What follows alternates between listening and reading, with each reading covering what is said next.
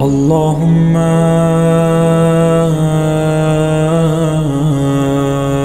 كل ولي الحجة ابن الحسن۔ شب امتحان ہے، سوالات ہیں، سوال نامہ آپ کے سامنے ہے، اور آپ نے خالی صفحہ اپنی تقدیر کا آج رات خود لکھنا ہے۔ اور یوں نہیں کہ پہلی دفعہ یہ امتحان کی شب میسر آئی ہے ہمیں، جتنی عمر ہے اس عمر کے ہر سال ہمیں یہ مواقع ملے ہیں۔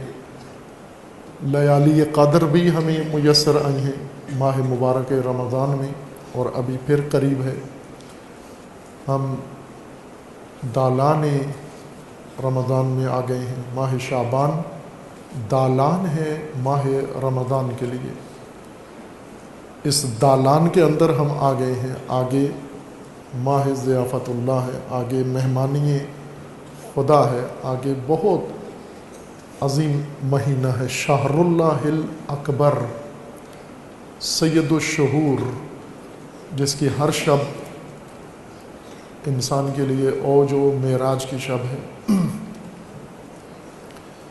خب یہ شبہ شعبانیہ دالان ہے اس ماہ مبارک رمضان کے لیے۔ اور ہر سال اب جو میری عمر کے لوگ ہیں اور بڑے ہیں مجھ سے، انہیں بارہا 60 سال 70 سال 50 سال 40 سال سے یہ توفیق نصیب ہو رہی ہے۔ اگر آج ہی کی شب کو ہم پیمانہ قرار دیں تو لیلۃ البراءت ہمیں میسر آئی ہے، اور یاد بھی ہے کہ کیسے گزاری ہے یہ شب و یہ نجات و چھٹکارے کی رات ہم نے کیسے بسر کی ہے۔ مجھے یاد ہے بچپن سے، جب سے شعور آیا اور یادداشت کام کر رہی ہے چند سال کی عمر سے، کہ لیلۃ البراءت کا بہت انتظار رہتا تھا۔ شب رات اس کو کہتے تھے۔ نوجوانی تک پٹاخے بجاتے رہے، جب جوانی آئی تو معلوم ہوا کہ نہ، اس شب کے اعمال میں پٹاخوں کے علاوہ بھی عمل ہے، اور وہ ہے عریضے لکھنا۔ عریضے لکھتے تھے بہت شوق ذوق کے ساتھ، چونکہ دینی تعلیم مل گئی تھی اور مذہبی شعور آ گیا تھا، اور مذہبی شعور نے یہ بتایا کہ صرف پٹاخے نہیں ہیں بلکہ عریضہ بھی لکھنا ہے۔ عریضہ خب آپ سب کا مرغوب کام ہے، عمر گزر گئی ہے عریضے لکھتے ہوئے۔ عریضہ بعض کتابوں کے اندر باقاعدہ فارم کی شکل بنی ہوئی ہے، بعض ویسے خود سے لکھتے ہیں۔ اور یہ عریضہ کا مطلب ہے کہ آپ جو آرزو رکھتے ہیں، جو تمنا رکھتے ہیں، جو حاجات رکھتے ہیں، جو ضرورتیں ہیں، جو خواہشات ہیں، وہ ساری ایک کاغذ پہ لکھیں، اور اس کاغذ کو آٹے کے اندر، گندم کے آٹے کے اندر اس کاغذ کو بند کر کے، اور جا کر کسی جھیل میں، کسی پانی کے ندی میں، سمندر میں، دریا میں، جہاں بھی آپ کو پانی میسر ہو وہاں ڈال دیں۔ اور جن جگہوں پر پانی نہیں ہے، ندیاں، نالے اور بہتا ہوا پانی، وہ کنویں میں ڈال دیں۔ اور یہ کام پوری دنیا میں ہو رہا ہے۔ عریضے ڈالتے رہے عرصے تک، اور سمجھتے تھے کہ یہ بہت اعلیٰ قدم ہے۔ اور پٹاخوں پہ افسوس ہوا کہ ہم عریضے چھوڑ کے ساری عمر نوجوانی ساری پٹاخوں میں گزار دی۔ اب خوش تھے کہ عریضے لکھتے، اصل کام یہ تھا عریضہ لکھنا۔ خوب عریضے لکھتے تھے سب، چھوٹے بڑے، عورتیں مرد۔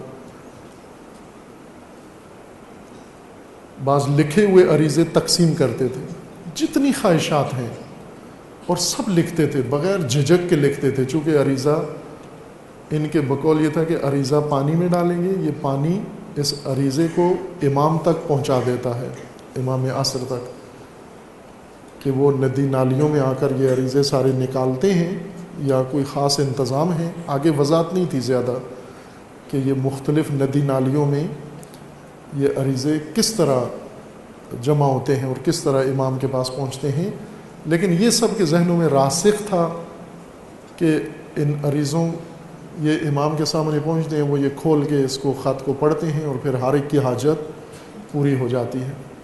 ظاہر ہے مائیں بچوں کی شادیوں کے حاجات لکھتے تھیں، اور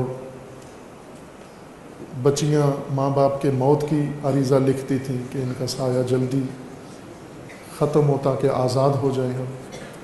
ہر ایک کی ایک اپنی تمنا ہے، ہر ایک کی ایک اپنی آرزو ہے۔ جیسی جس کی طفلانہ حالت ہے، جس کی بچگانہ حالت ہے، جس کی خواہشانہ حالت ہے، جو خواہش غالب ہے، جس پر جنسی خواہش غالب ہے، اس کا سارا عریضہ جنسیات پر مشتمل ہے۔ جس کو کھانے کی خواہش غالب ہے، اس کا سارا عریضہ کھانے کے خواہشات کے اوپر ہے۔ جس کو گھومنے کی خواہش ہے، جس کو پیسے کی، جس کو دولت کی، جس کو اور کوئی خواہش بھڑکی ہوئی ہے، غلبہ ہے جس کا، وہ عریضہ سارا بھرا ہوا ہوتا تھا اور وہ لکھ کر پھینک دیتے۔ بعضوں کو صاف پانی میسر نہیں آتا، چونکہ ہر جگہ صاف پانی نہیں ہوتا، وہ گندے پانیوں میں یہ مقدس اوراق جا کر آٹے سمیت ڈال دیتے تھے۔ لیکن یہ پورا ضرور کرنا ہے۔ اور ہمیں یاد ہے کہ جوانی میں علماء کا سایہ بھی میسر آ گیا۔ یہ علماء کی سرپرستی میں ہوتا تھا یہ کام۔ کسی جھیل کے کنارے محفل ہوتی تھی، ساری رات جشن ہوتا، اور شب کے آخر میں سحر سے کچھ پہلے عریضہ علماء کی قیادت میں عریضہ لکھ کے ڈال دیتے تھے۔ یہ شب براءت گزارنے کے انداز تھے۔ اور پھر انسان کا جب شعور بڑھتا ہے، آگے جاتا ہے، دیکھتا ہے کہ یہ اتنی گران قدر رات، اتنا قیمتی وقت مجھے میسر تھا، اور میں نے خلوص کے ساتھ، چونکہ یہ دونوں کام بہت خلوص سے کرتے تھے، پٹاخے بھی اور عریضے بھی، انتہائی خلوص کے ساتھ انجام دیتے۔ جوانی نوجوانی میں نیند پہ غلبہ مشکل سے ہوتا تھا، نیند آ جاتی تھی۔ جاگنے کے لیے کتنے جتن کرتے تھے کہ پوری شب جاگنا ہے، پٹاخے بج پھوڑنے ہیں یا عریضہ لکھنا ہے، لیکن جاگنا ضرور ہے۔ نیند کا غلبہ ہوتا، جاگنے کے لیے کئی جتن کرنے پڑتے تھے تاکہ جاگتے رہیں۔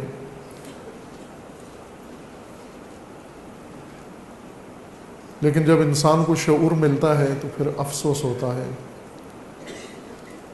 ہماری حالت یہ ہے کہ ہمیں امتحان میں بٹھایا گیا ہے، سوال نامہ دیا گیا ہے، عمر بھر تکرار ہوا ہے یہ کام، امتحان ہمارا، اور ہم ہر امتحان میں ناکام ہوئے۔ امتحان ہوا، سوال نامہ آیا، ہم نے جواب لکھے، اور نتیجے میں فیل، ناکام۔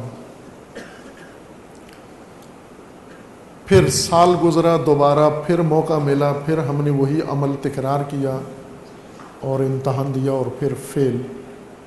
اگر ایک انسان 60 سال تک اسے امتحان کا موقع دیا جائے، ہر سال دیا جائے، اور ہر سال وہ محنت بھی کرے، خلوص بھی رکھتا ہو، ارادہ بھی رکھتا ہو، عزم بھی رکھتا ہو، اور پھر عقیدت و تمام خلوص کے باوجود ناکام بھی ہو جائے، اور اس ناکامی پہ شرمندہ بھی نہ ہو، اور اس کی وجوہات جاننے کے لیے بھی تیار نہ ہو۔ کیا وجوہات تھیں اس ناکامی کی، امتحان کی؟ عزیزان، وجہ یہ تھی کہ اس امتحان میں ہم بیٹھے، شب براءت میں آئے، سب داخل ہوئے، ہم بھی آئے، ہمارے آباء و اجداد پر بھی یہ شب ہر سال آئی اور گزر گئی، ماہ مبارک رمضان کی راتیں آئیں اور گزر گئیں، اور مختلف مواقع اس طرح کے آئے اور آ کے گزر گئے ہم سے، اور ہم نے ہر امتحان میں شرکت کی، اور شرکت کے بعد ہم ہر امتحان میں ناکام ہی ہوئے، لیکن کبھی پریشان نہیں ہوئے، نگران نہیں ہوئے، وجوہات جاننے کی کوشش نہیں کی۔ اگر ہماری اولاد امتحان دے، بچے ہمارے امتحان دیں، 2 دفعہ مسلسل امتحان میں ناکام ہو جائیں تو پڑھانے والوں کو بھی تشویش ہو جاتی ہے، اور پڑھوانے والوں کو بھی، والدین کو بھی تشویش ہو جاتی ہے کہ ناکامی کا سبب کیا ہے۔ وہ آके باقاعدہ تلاش کرتے ہیں، وجوہات نکالتے ہیں، کیوں بچہ ناکام ہو رہا ہے ہمارا. ہم نسل اندر نسل ناکام ہو رہے ہیں، لیکن کوئی پریشان نہیں ہے، نگران نہیں ہے. اس ناکامی میں بھی پھر ہم بہت ساری امید بڑھا کے بیٹھے ہیں. ناکامی کی بڑی وجہ یہ ہے کہ ہمیں جو نصاب پڑھایا جاتا ہے وہ اور ہے، اور جس نصاب سے امتحان لیا جاتا ہے وہ اور ہے. اگر 100 سال بھی کسی کے ساتھ یہ عمل تکرار کیا جائے کہ اسے پڑھایا کچھ اور جائے اور پوچھا اس سے کسی اور نصاب سے جائے، کتاب سال بھر میں پڑھائی جائے اور کتاب، اور آخر سال جب کتاب سے امتحان ہو تو دوسری کتاب سے سوال آ جائے. ظاہر ہے اگر 1000 نسلیں بھی یہ عمل تکرار کریں تو ہزاروں نسلیں ناکام ہوں گی. ہمارے ساتھ یہی کچھ ہو رہا ہے. ہمیں زندگی میں یہ چھوٹے عزیزان جوانان ہمارے، ان میں سے سب سے چھوٹے کو بھی لحاظ کریں تو 14-15 سال کا ہے. 14-15 سال میں 10 سال اس کے شعور کی عمر کے ہو رہے ہیں. 10 سال سے اس کو موقع ملا ہے. 30-40 سال اس کے والد کو موقع ملا ہے. 60-70 سال دوسروں کو موقع ملا ہے. ہر نسل کو موقع ملا ہے. تقدیر نویسی کا ہمیں بٹھایا گیا، ہمارے ہاتھ میں قلم تھمایا گیا، ہمارے ہاتھ میں صفحہ دیا گیا اور کہا گیا کہ اپنی تقدیر لکھو. پاکستانی ملت کی اگر میں مثال دوں تو 70 سال سے ہر سال اللہ کی طرف سے ملت پاکستان کو ہر سال بٹھایا جاتا ہے، پوری قوم کو، اور قلم تقدیر خود انہی کو دے دیا جاتا ہے. شیعہ و سنی سب کو، سیکولر و متدین سب کو، عالم و غیر عالم سب کو، عورت اور مرد سب کو. آج شب پھر وہی شب آئی ہے. اہل پاکستان مشرق سے مغرب تک، شمال سے جنوب تک، صرف اہل پاکستان کی مثال دے رہا ہوں، ہے آج شب تمام کائنات کے لیے، تمام عالم کے لیے، تمام انسانیت کے لیے، تمام بشریت کے لیے. لیکن مثال پاکستان کی دے رہا ہوں کہ 70 سال سے ہم تقدیر لکھنے کا کام انجام دے رہے ہیں، لیکن 70 سال میں یہ قوم اپنی تقدیر نہیں لکھ سکی. اپنی تقدیر خود خالی اوراق کے اوپر رقم نہیں کر سکی. یہ شب آئی اور گزر گئی، اور پھر اگلے دن اور اگلے سال ویسے ہی ہیں جیسے پہلے تھے، بلکہ بدتر ہو گئے. کیوں نہیں لکھی جا رہی ہم سے تقدیر اس شب کو، آج شب کو؟ اس کی وجہ یہ ہے، اور یہی آج کی مجلس کا موضوع بھی ہے، کہ ہمیں تحریف شدہ نصاب پڑھایا گیا ہے اور امتحان اصلی نصاب سے لیا جا رہا ہے. جو پڑھا ہے ہم نے سلیبس، جو کیریکولم ہمارے لیے مقرر کیا گیا ہے، وہ تحریف شدہ ہے. اس کے اندر تحریف ہوئی ہے، اس کے اندر ہیر پھیر ہے، اس کے اندر ملاوٹ ہے، اس کے اندر کھوٹ ہے، اس کے اندر کتمان ہے، اس کے اندر اختفاء ہے، اس کے اندر اضافات ہیں، اس کے اندر تحریفات ہیں، اس کے اندر منحرفات ہیں. یہ ہے ہم نے پڑھا ہے. اور جو شب تقدیر سوال آتا ہے وہ ہے اصل نصاب کا، جو تحریف سے پاک ہے، منزہ ہے اور خالص اور ناب. تو معلوم ہے ناکامی کی، اس امتحان میں ناکامی کی وجہ معلوم ہے. 70 سال ذلت، 70 سال غلامی، 70 سال محکومی، 70 سال در بدری، 70 سال ہرج و مرج، 70 سال ناامنی. کیوں نہیں بنا سکتی یہ قوم اپنی تقدیر؟ اس لیے کہ جو پڑھتی ہے، جو اسے پڑھایا جاتا ہے، وہ تحریف شدہ ہے سب کچھ۔ اس نے جو یاد کیا ہوا ہے، اس کا جو آموختہ ہے وہ تحریف شدہ ہے، اور جو کچھ اس سے پوچھا گیا ہے وہ حقیقی نصاب کا حصہ ہے اور جز ہے۔ لہٰذا 7,000 سال بھی اگر تحریف شدہ نصاب پڑھ کے ہم نے تقدیر لکھی تو انہی 70 سال کی طرح ہوگی جو ابھی تک گزرے ہیں۔